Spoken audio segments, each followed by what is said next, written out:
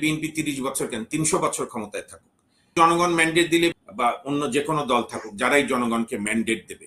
কিন্তু প্রশ্নটা হলো, প্রথমেই আগে বিএনপি সহ যারা এখন বর্তমানে বাংলাদেশে রাজনীতি করছেন সবার প্রতি শ্রদ্ধা রেখে বলি, প্রথমেই আগে নিয়ত করতে হবে এই 53 বছরের 54 বছরের ব্যর্থতার পরে যে 5 বছর পর পর আমরা নির্বাচন দেব।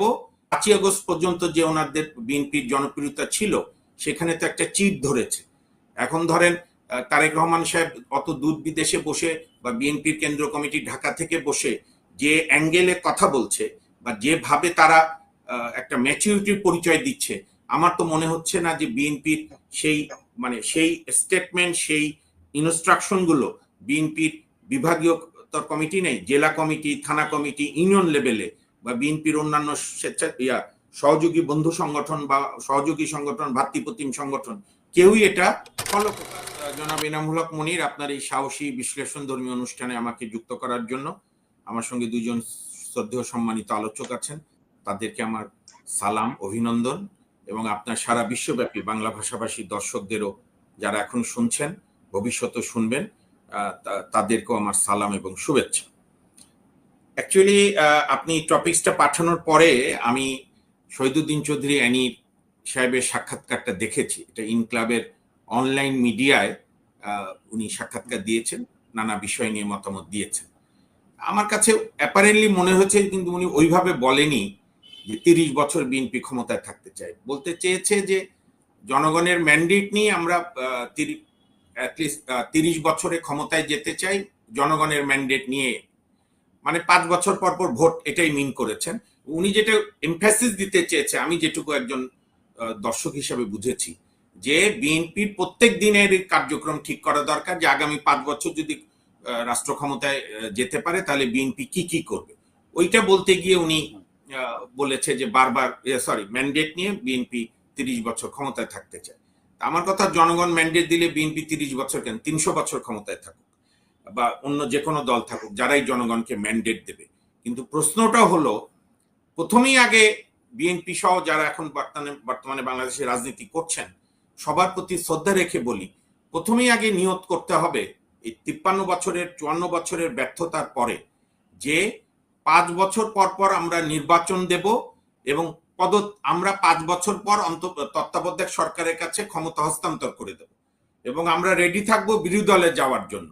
জনগণ যদি আবার আমাদেরকে ভোট দেয়, আমরা গিয়ে ক্ষমতায় গিয়ে আবার বাকি কাজ করব। এইটা করার জন্য কিন্তু কোনো সংবিধান বিশেষজ্ঞ লাগবে না, আলী রিয়াজের মতো আন্তর্জাতিক গবেষকও লাগবে না। এইটা খুবই একটা নৈতিক সিদ্ধান্ত, রাজনৈতিক সিদ্ধান্ত, এবং আমাদের 54 বছরে রাজনৈতিক দলগুলোর যে ধারাবাহিক ব্যর্থতা, সেই জন্যই তো বারবার হয় সামরিক শাসন, না হলে অন্তর্বর্তী সরকার, না হলে শাহাবুদ্দিন সাহেবের যেরকম এসেছিল, রাজনৈতিক দলরাই ক্ষমতা এনেছিল প্রথম অস্থায়ী সরকার, এবং ওই সরকারেরও কোনো সাংবিধানিক ভিত্তি ছিল না। পরে 91 সালের পার্লামেন্টে সেটাকে রেটিফাই করা হয়েছে। তো আমার কাছে মনে হয়, যেহেতু এখন নানা বিষয় নিয়ে বিতর্ক হচ্ছে, শহীদুদ্দিন চৌধুরী অ্যানি সাহেব ছাত্র নেতাও ছিলেন, ছাত্র দলের বোধহয় সভাপতি ছিলেন, বিএনপির একজন সংগ্রামী নেতা, বহুবার নির্যাতিত হয়েছেন, সম্প্রতিও জেলে গেছেন, অর্থাৎ 5ই আগস্টের আগেও জেলেই ছিলেন, এবং ওনার একটা ভিডিও খুব ভাইরাল হয়েছিল। আমি একজন নাগরিক হিসাবে সুপ্রিম কোর্টের আইনজীবী বাদী দিলাম সাংবিধানিক আদালতে, নাগরিক হিসেবে আমার খুব খুশি লেগেছিল।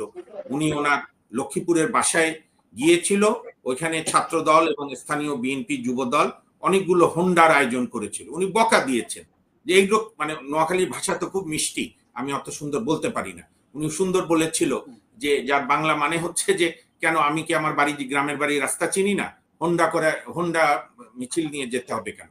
এই যে একটা রাজনীতির গুণগত পরিবর্তনের ধারা, শহীদুদ্দিন চৌধুরী অ্যানি সাহেবরা যারা আগামী দিনে বিএনপির মূল নেতা হওয়ার চান্স আছে, তাদের কাছ থেকে এই উদ্যোগটা আমাকে একজন রাজনৈতিক সচেতন ব্যক্তি হিসাবে যতটুকু বুঝি সেটা আমাকে আনন্দিত করেছে।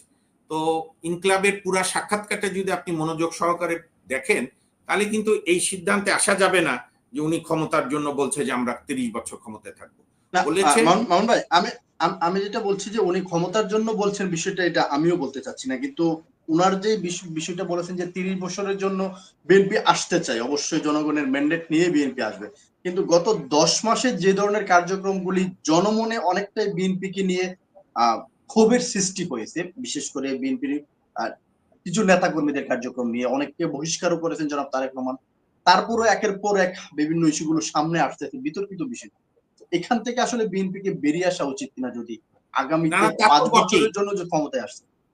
না শোনেন, আমি যে সংগঠনে, আপনি আমার সুপ্রিম কোর্ট বার কেন্দ্রিক আমাদের সংগঠন, দেশের যেরকম কেউই সংবিধান মানে না, আমাদের বারেরও সংবিধান অনেকে মানে না দেখি এটার আমরা একটা মানে কঠিন দায়িত্ব নিতে হয়েছে।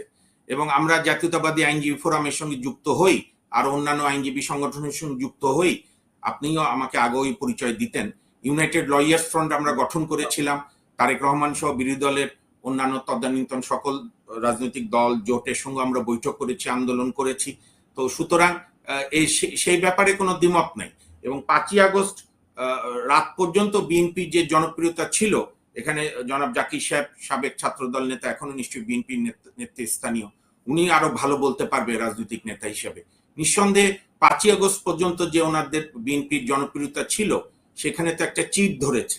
এখন ধরেন তারেক রহমান সাহেব অত দূর বিদেশে বসে বা বিএনপির কেন্দ্রীয় কমিটি ঢাকা থেকে বসে যে অ্যাঙ্গেলে কথা বলছে বা যেভাবে তারা একটা ম্যাচুরিটির পরিচয় দিচ্ছে, আমার তো মনে হচ্ছে না যে বিএনপির সেই স্টেটমেন্ট, সেই ইনস্ট্রাকশন গুলো বিএনপির বিভাগীয় কমিটি নেই, জেলা কমিটি, থানা কমিটি, ইউনিয়ন লেভেলে বা বিএনপির অন্যান্য সহযোগী বন্ধু সংগঠন বা সহযোগী সংগঠন, ভাতৃপ্রতিম সংগঠন, কেউই এটা ফলো করতে পারছে না। তো সেই দুর্বলতা তো বিএনপির হয়েছেই, এটা তো অস্বীকার করলে সত্যকে অস্বীকার করা হবে। এবং আমি তো মনে করি যে যেহেতু আওয়ামী লীগ সাময়িকভাবে কার্যক্রম নিষিদ্ধ হয়েছে এবং ভোটের বাজারে এখন পর্যন্ত বিএনপি এবং আওয়ামী লীগই বড় ফ্যাক্টর, এবং তারাই ভোটের সময়, কিন্তু ভোটের রাজনীতি আর গণতন্ত্র প্রতিষ্ঠার রাজনীতি আলাদা এখন পর্যন্ত বাংলাদেশে, যেটুকু আমি অল্প স্বল্প বুঝি। তো সেখানে তো নর্মালি যেদিনই ভোট হোক বিএনপিরই জিতার সম্ভাবনা সবচেয়ে বেশি, এবং সে কারণেই তো আমাদের বিএনপিকে নিয়ে দুশ্চিন্তাও বেশি। কারণ এবারও যদি বিএনপি 91-তে যেরকম 3 জোটের রূপরেখা বাস্তবায়ন না করে বিএনপিও সাফার হয়েছে, জনগণও সাফার হয়েছে। 96, 2009 শেখ হাসিনা ধীরে ধীরে স্বৈরতান্ত্রিক থেকে লাস্টে ফ্যাসিস্ট পরিণত হয়ে তারাও দেশ ছেড়ে পালিয়েছে বা কে কোথায় জঙ্গলের মধ্যে আছে, কিন্তু সবচেয়ে বড় কথা বাংলাদেশ বিপদে আছে। তো সেই হিসাবে আমি মনে করি যে বিএনপির সহ সকল দলেরই সংস্কার হওয়া দরকার, মানসিকতার, অর্থাৎ সব জায়গায় আমার লোক দরকার। যেরকম এই সরকারের অনেক উপদেষ্টাদের সঙ্গে আমরা নানা সময় ইন্টারাকশন করেছি, তারা তো একটা কথা বলে এবং আমিও জানি যে বিএনপি, জামাত সহ বিভিন্ন দল যে যার অ্যাঙ্গেল থেকে বিভিন্ন সাংবিধানিক পোস্টে বলে আমার লোককে ঢুকাও।